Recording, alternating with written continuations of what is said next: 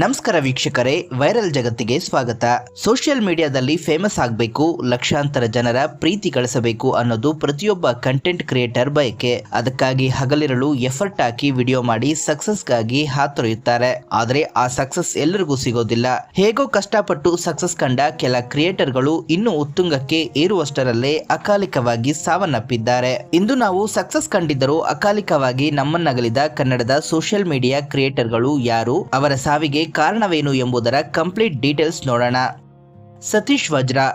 ಚಟ್ಟಕ್ಕೇರೋದು fix program, ಪಟ್ಟಕ್ಕೇರ್ಬೇಕು ಅಂತಂದ್ರೆ risk ತಗೊಳ್ಳೇಬೇಕು. Satish Vajra ಅವರ ಹೆಸರು ಹೇಳುತ್ತಿದ್ದಂತೆ ಅವರ ನಗುಮುಖ ನೆನಪಿಗೆ ಬರುತ್ತೆ. ಡಿ ಬಾಸ್ ದರ್ಶನ್ ಹಾಗೂ ಡೈನಾಮಿಕ್ ಪ್ರಿನ್ಸ್ ಪ್ರಜ್ವಲ್ ದೇವರಾಜ್ ರವರ ಅಪ್ಪಟ ಅಭಿಮಾನಿಯಾಗಿದ್ದ ಸತೀಶ್ ನೇಚರ್ ನಡುವೆ ಅದ್ಭುತ ಲವ್ ಸಾಂಗ್ಸ್ ರೀಲ್ಸ್ ಮಾಡುತ್ತಾ ಅಪಾರ ಅಭಿಮಾನಿಗಳನ್ನ ಗಳಿಸಿದ್ದರು. ಜೊತೆಗೆ ಬೆಂಗಳೂರಿನ ರಾಜರಾಜೇಶ್ವರಿ ನಗರದಲ್ಲಿ ವಜ್ರಾ ಎಂಬ ಸಲೂನ್ ನಡೆಸುತ್ತಿದ್ದ ಇವರು ಲಗೋರಿ ಎಂಬ ಶಾರ್ಟ್ ಫಿಲ್ಮ್ ನಲ್ಲಿ ಹೀರೋ ಆಗಿಯೂ ಕೂಡ ನಟಿಸಿದ್ದರು. ಸುಧಾಮಣಿ ಎಂಬುವರನ್ನ ಮದುವೆಯಾಗಿದ್ದ ಇವರಿಗೆ ಒಂದು ಗಂಡು ಮಗುವಿತ್ತು. ಆದರೆ ಕೌಟುಂಬಿಕ ಕಲಹದಿಂದ ಸುಧಾಮಣಿ ಆತ್ಮಹತ್ಯೆ ಮಾಡಿಕೊಂಡಿದ್ದರು. ತಂಗಿಯ ಸಾವಿಗೆ ಸತೀಶ್ ಕಾರಣ ಎಂದು ದ್ವೇಷ ಸಾಧಿಸಿದ ಸುಧಾಮಣಿ ಸಹೋದರ ಜೂನ್ 18, 2022ರಂದು ಪಟ್ಟಣಗೆರೆಯಲ್ಲಿದ್ದ ಮನೆಗೆ ನುಗ್ಗಿ ಸತೀಶ್ ಅವರಿಗೆ ಚಾಕುವಿನಿಂದ ಇರಿದು ಬರ್ಬರವಾಗಿ ಕೊಲೆ ಮಾಡಿದ್ದ. ಹೀಗೆ ಸ್ಯಾಂಡಲ್ವುಡ್ ನಲ್ಲಿ ಮಿಂಚಬೇಕಾಗಿದ್ದ 34 ವರ್ಷದ ಯುವ ನಟ ದ್ವೇಷಕ್ಕೆ ಬಲಿಯಾದ.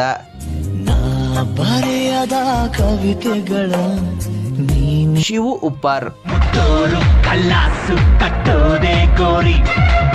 ಟಿಕ್ಟಾಕ್ ನಲ್ಲಿ ತಮ್ಮ ಧೈರ್ಯದ ಮೂಲಕ ಇಡೀ ಕರ್ನಾಟಕದಲ್ಲಿ ಮನೆ ಮಾತಾಗಿದ್ದ 18 ವರ್ಷದ ಯುವಕ ಶಿವು ಉಪ್ಪಾರ್ ಕಿತ್ತೂರಿನಿಂದ ಕೇರಳಕ್ಕೆ ಕಂಟೈನರ್ಗಳ ಮೂಲಕ ಅಕ್ರಮವಾಗಿ ಗೋವುಗಳನ್ನ ಕಳ್ಳ ಸಾಗಾಣಿಕೆ ಮಾಡುವುದನ್ನ ತಡೆದು ನೂರಾರು ಹಸುಗಳನ್ನ ರಕ್ಷಿಸುತ್ತಿದ್ದ ಗೋರಕ್ಷಕ ಈತ.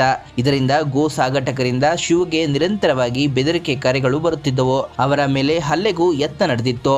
ಆದ್ರೆ ಮೇ 26, 2019ರಂದು ಕೇವಲ 19ನೇ ವಯಸ್ಸಿಗೆ ಶಿವು ಉಪ್ಪಾರ್ ಸಾರ್ವಜನಿಕ ಶೌಚಾಲಯದಲ್ಲಿ ನೇಣು ಬಿಗಿದ ಸ್ಥಿತಿಯಲ್ಲಿ ಪತ್ತೆಯಾಗಿದ್ದರು. ಸಾವಿಗೂ ಮುನ್ನ ಗೋ ಸಾಗಾಟಕರು ನನ್ನನ್ನು ಉಳಿಸುವುದಿಲ್ಲ ಎಂದು ವಿಡಿಯೋ ಮಾಡಿ ತಿಳಿಸಿದ್ದರು.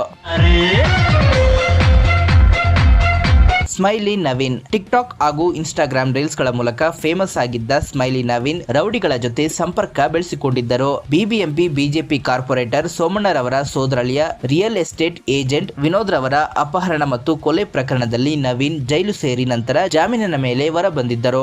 ಆಗಸ್ಟ್ 27, 2023ರಂದು ರಾತ್ರಿ ಮೈಸೂರು ಅರಮನೆ ಎದುರು ರೀಲ್ಸ್ ಮಾಡುತ್ತಿದ್ದಾಗ ವಿನೋದ್ ಕೊಲೆಯ ಪ್ರತೀಕಾರವಾಗಿ ದುಷ್ಕರ್ಮಿಗಳು ನವೀನನ್ನ ಅಪಹರಿಸಿ ಹತ್ಯೆ ಮಾಡಿದ್ದರು. ಮರುದಿನ ಹುಲ್ಲಳ್ಳಿ ಕಾಲುವೆ ಬಳಿ ಇವರ ಶವ ಪತ್ತೆಯಾಗಿತ್ತು.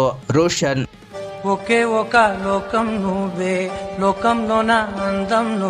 ಇನ್ಸ್ಟಾಗ್ರಾಮ್ ಇನ್ಫ್ಲೂಯೆನ್ಸರ್ ರೋಷನ್ ಅವರ ಸಾವು ಇತ್ತೀಚೆಗೆ ಸಾಮಾಜಿಕ ಜಾಲತಾಣಗಳಲ್ಲಿ ಭಾರಿ ಆಘಾತ ಮೂಡಿಸಿದೆ. ಲಭ್ಯವಿರುವ ಮೂಲಗಳ ಪ್ರಕಾರ ರೋಷನ್ ಅವರಿಗೆ ಈ ಹಿಂದೆ ಒಂದು ಎಂಗೇಜ್ಮೆಂಟ್ ಮುರಿದು ಬಿದ್ದಿತ್ತು. ನಂತರ ಜುಲೈ 4, 2026ರಂದು ಫಾತಿಮಾ ಎಂಬ ಯುವತಿಯೊಂದಿಗೆ ವಿವಾಹವಾಗಿದ್ದರು. ಆದರೆ ಮದುವೆಯಾದ ಕೆಲವೇ ದಿನಗಳಲ್ಲಿ ದಾಂಪತ್ಯ ಕಲಹ ಶುರುವಾಗಿ ಪತ್ನಿ ತವರು ಮನೆಗೆ ತೆರಳಿದ್ದರು. ಪತ್ನಿ ನೀಡಿದ ದೂರಿನ ಮೇರೆಗೆ ಬಸವನಗುಡಿ ಪೊಲೀಸ್ ಠಾಣೆಯಲ್ಲಿ ಆಗಸ್ಟ್ 6ರಂದು ವಿಚಾರಣೆ ನಡೆದು ಪರಸ್ಪರ ಸಮ್ಮತಿಯೊಂದಿಗೆ ಡೈವೋರ್ಸ್ ಪಡೆಯಲು ನಿರ್ಧರಿಸಲಾಗಿತ್ತು. ಆದರೆ ಆಗಸ್ಟ್ 7ರಂದು ಮಧ್ಯಾಹ್ನ ಕನಕಪುರದ ಜಮೀನೊಂದರಲ್ಲಿ ರೋಷನ್ ಶವವಾಗಿ ಪತ್ತೆಯಾಗಿದ್ದ.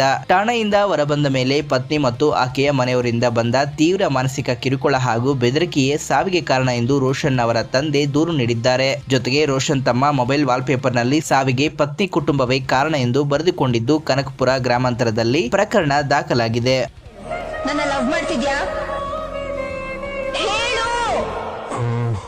ತೇಜಸ್.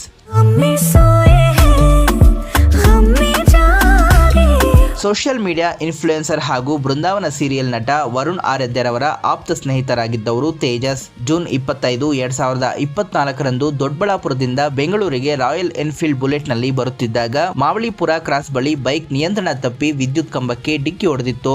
ಈ ಭೀಕರ ರಸ್ತೆ ಅಪಘಾತದಲ್ಲಿ ತೇಜಸ್ ಕೇವಲ 23ನೇ ವಯಸ್ಸಿಗೆ ಸ್ಥಳದಲ್ಲೇ ಸಾವನ್ನಪ್ಪಿದ್ದರು.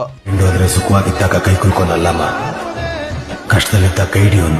ಮಿಸ್ಟರ್ 1 ಪವನ್ 19. ದಾವಣಗೆರೆಯ ಪ್ರತಿಭಾನ್ವಿತ ಹುಡುಗ ಪವನ್ ಇನ್ಸ್ಟಾಗ್ರಾಂನಲ್ಲಿ 3 ಲಕ್ಷಕ್ಕೂ ಅಧಿಕ ಫಾಲೋವರ್ಸ್ ಹೊಂದಿದ್ದ ಸೋಷಿಯಲ್ ಮೀಡಿಯಾ ಸ್ಟಾರ್ ಆಗಿ ಸದಾ ನಗುಮುಖದಿಂದ ರೀಲ್ಸ್ ಮಾಡುತ್ತಿದ್ದ ಪವನ್ ಮಾರ್ಚ್ 2025ರಲ್ಲಿ ಸಂಭವಿಸಿದ ದುರದೃಷ್ಟಕರ ಬೈಕ್ ಅಪಘಾತದಲ್ಲಿ ಅಕಾಲಿಕವಾಗಿ ಇಹಲೋಕ ತ್ಯಜಿಸಿದರು.